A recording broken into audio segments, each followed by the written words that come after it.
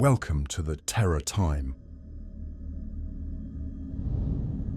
The first story is about the shadow that watched. I'll never forget the day I stepped into that abandoned house. The locals whispered about it, calling it a haunted house, but I didn't believe in any of that. At least, not until it happened to me. The house stood at the end of a long dirt road, forgotten and covered in vines, like it had been swallowed by time. Something about it pulled me in, even though I felt a deep sense of unease from the moment I arrived. The air inside was thick, stale, and a cold draft seemed to flow through the walls, even though every window was shut tight. The floorboards creaked under my weight as I made my way through the empty rooms, dust swirling in the faint light. Every instinct told me to leave, but I couldn't stop myself. I had to see more. That's when I felt it. A presence just behind me.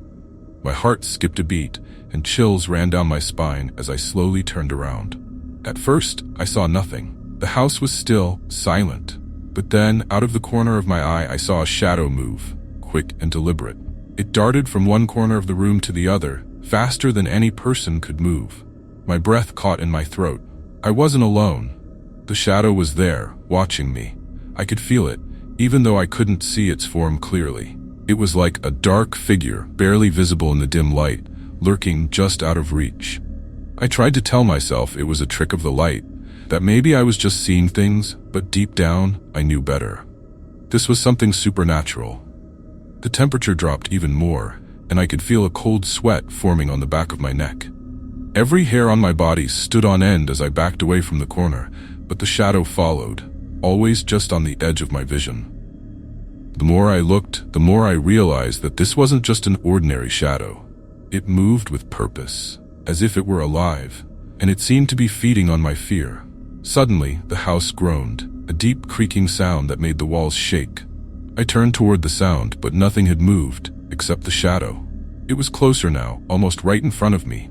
My heart pounded in my chest as I stared at it, frozen in place. It was tall, with long, distorted limbs, and its head was twisted at an unnatural angle. This wasn't just a shadow. This was a spirit, or worse, something more malevolent. I took a step back, but the shadow followed. It didn't make a sound, but I could feel its presence growing stronger, like it was trying to consume me. My body shook with fear as I realized I was trapped. The door was behind me, but the shadow was between me and my only escape. For a moment, everything went silent. The house, the shadow, even my own breath seemed to pause. Then, without warning, the shadow lunged toward me. I stumbled backward, crashing into the wall, my heart racing as I scrambled to my feet. The shadow moved with lightning speed, darting toward me like a predator closing in on its prey. I ran. I didn't look back, didn't stop until I was out of the house and down the road. My chest heaved with each breath, and my mind raced, trying to process what had just happened. The shadow, it wasn't just a trick of the light. It was something dark, something evil. I had seen it, felt it, and I knew it wasn't done with me. For days after, I couldn't sleep. Every time I closed my eyes, I saw that shadow lurking in the corners of my room, waiting. The house may have been abandoned, but whatever was inside it had followed me. I could feel its presence even when I wasn't there, like it was watching, waiting for the right moment to return.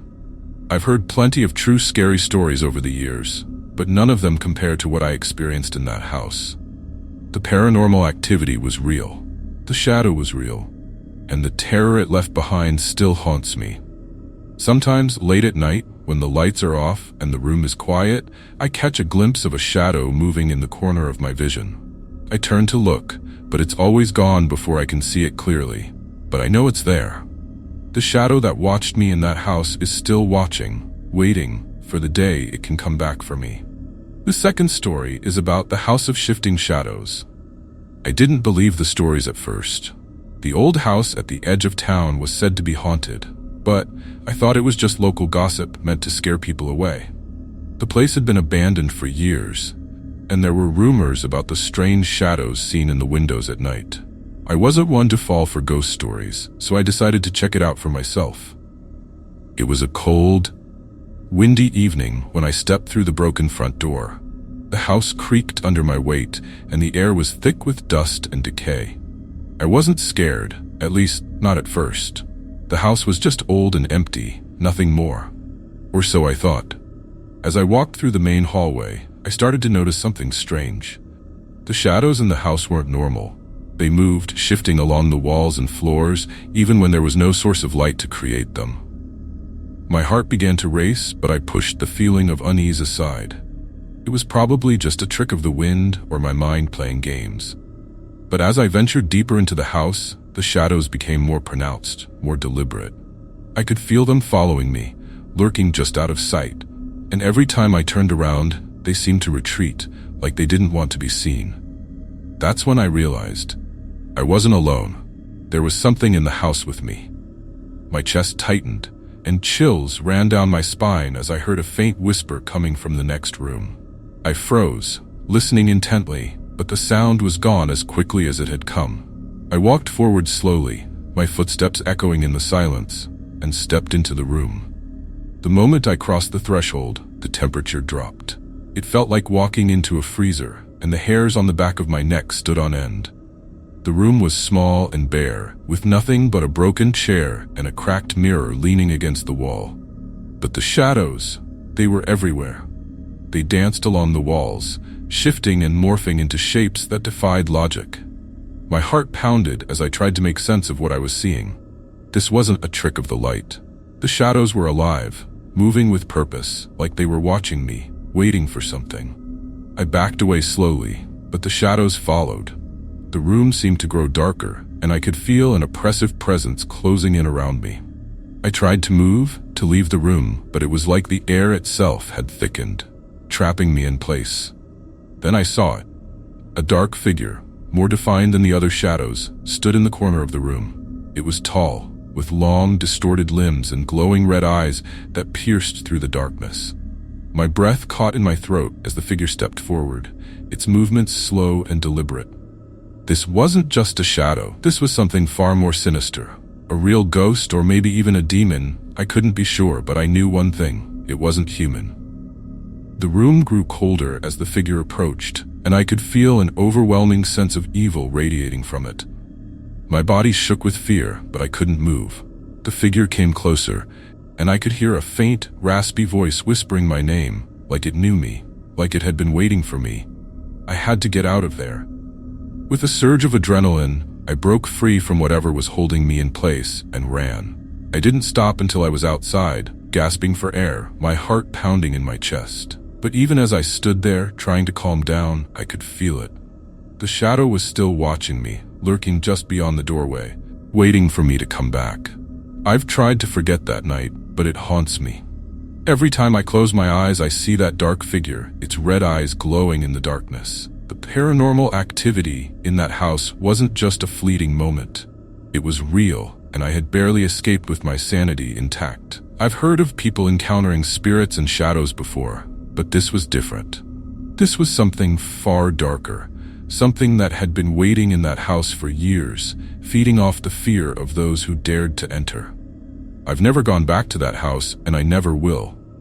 But sometimes, when I'm alone at night, I still feel like I'm being watched, like the shadows are moving just out of sight. And I can't help but wonder if one day that figure will find me again.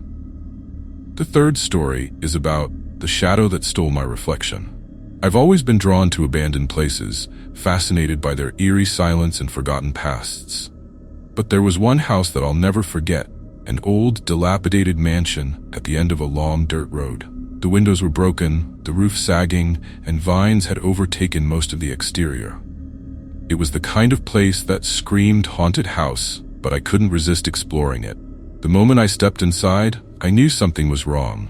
The air was thick, suffocating, like it was pressing down on me from all sides. The house was dead silent, except for the faint creak of the floorboards under my feet.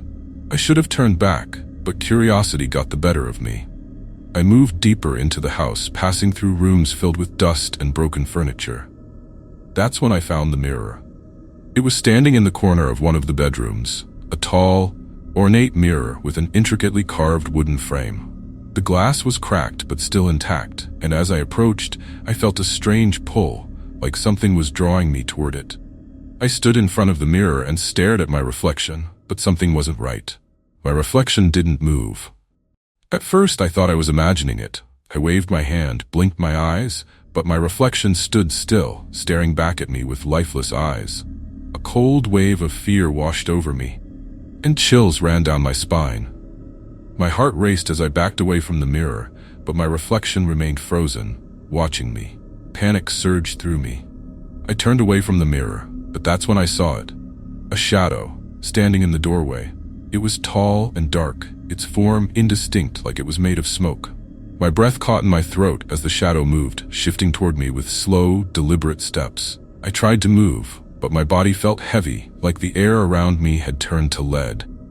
The shadow didn't make a sound, but I could feel its presence growing stronger, more oppressive. It was like the darkness itself had come to life, and it was hungry. I glanced back at the mirror, hoping to see something that would explain what was happening, but my reflection was gone. Instead, the shadow stood in my place, grinning at me with a twisted, malevolent expression. My heart pounded in my chest as I realized what was happening. This wasn't just a spirit or a ghost. This was something far worse. This was a demon. The temperature in the room plummeted, and I could see my breath fogging in front of me. The shadow moved closer, its eyes glowing faintly in the darkness. I could feel the weight of its gaze pressing down on me, like it was trying to pull me into the mirror to take my place. I had to get out. With every ounce of strength I had left, I turned and ran. The shadow followed, moving silently through the house, its form shifting and twisting as it pursued me. I could hear faint whispers in the air, but I couldn't make out the words. All I knew was that I had to get out before it was too late. I burst through the front door and didn't stop running until I was far from the house. My chest heaved as I gasped for air, my mind racing to make sense of what had just happened, but there was no explanation. The paranormal activity I had experienced was beyond anything I could have imagined. Even now, I can't shake the feeling that the shadow is still out there, waiting. I've tried to move on, to forget about that day, but every time I pass by a mirror, I catch a glimpse of something that shouldn't be there. A dark figure, lurking just beyond the glass, watching me with those same twisted eyes. I've heard true scary stories about shadows and mirrors before, but I never thought I'd experience it myself. The shadow in that house didn't just want to scare me, it wanted to take something from me. And I'm terrified that one day it will come back to finish what it started. I avoid mirrors as much as possible now, but sometimes I catch a glimpse of movement out of the corner of my eye. I turn to look, but there's nothing there. Still, I know that shadow is waiting for its moment, and when it comes, I'm not sure I'll be able to escape again. The fourth story is about the shadow that lingered. I wasn't planning on staying in the house for long. It was just a stop on a long road trip, a place to rest for the night before continuing my journey. The house was old and creepy, with peeling wallpaper and windows that rattled in the wind. I had rented it through a last-minute listing, not knowing anything about its history. If I had, I would have stayed far away. The moment I walked in, I felt uneasy. The air was cold and stale, and the silence was overwhelming. I convinced myself it was just the old building and its isolation that was making me feel this way. But deep down, something about the house felt wrong. It didn't take long for the shadows to make themselves known. That first night, I sat in the living room, flipping through channels on the TV, trying to settle in. Out of the corner of my eye, I saw movement, a shadow darting across the hallway. I turned quickly, but nothing was there. My pulse quickened, and I stared into the dark hallway, trying to convince myself it was just my imagination. But it wasn't. The shadow appeared again, this time closer, hovering at the edge of the living room. It was tall, formless, and darker than the surrounding night. A cold dread settled over me as I realized I wasn't alone. My hands trembled as I turned off the TV, listening intently for any sound. But the house was silent, except for the heavy presence that was filling the room. I should have left right then, but instead, I stayed. I tried to ignore the shadow, brushing it off as a trick of the light. But as the night wore on, it became impossible to deny. The shadow wasn't just lurking in the corners, it was following me. No matter where I went in the house, I could feel it. Every room I entered, the shadow was there, lingering just out of reach. The temperature dropped sharply, and chills ran down my spine every time I caught a glimpse of the dark figure moving in the periphery of my vision. It was more than just paranormal activity. It felt like the house itself was alive, and the shadow was its messenger, sent to make me feel unwelcome.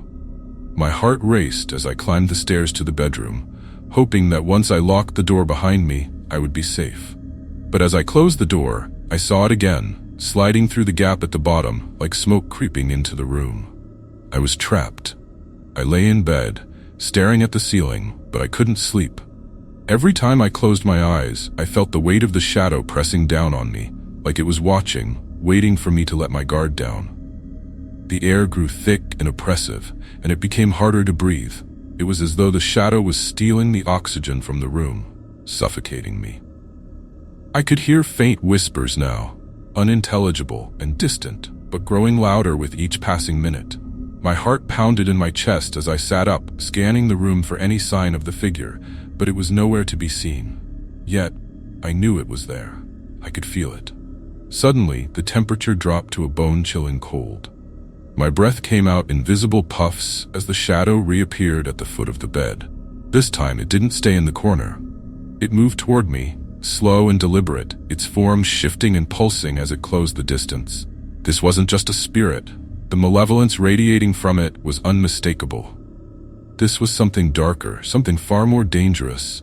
It wasn't just here to scare me. It was here to harm me. The shadow had an aura of evil that I could feel in my bones, and I knew it wasn't going to leave until it had taken something from me. The room grew darker, and I could feel the air being sucked out of my lungs. I tried to scream, but no sound came out. The shadow loomed over me, its dark form twisting and writhing like it was alive. My mind raced, searching for a way out, but there was none.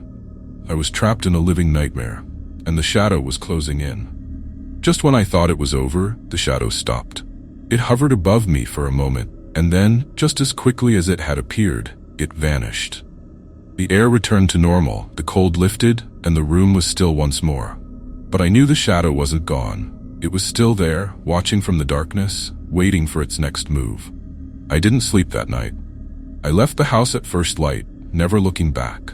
But the memory of that shadow has stayed with me, haunting me in my dreams. Sometimes, when I'm alone, I feel the same cold dread, like the shadow has followed me. And I wonder, will it ever leave me, or is it just waiting for the right moment to return?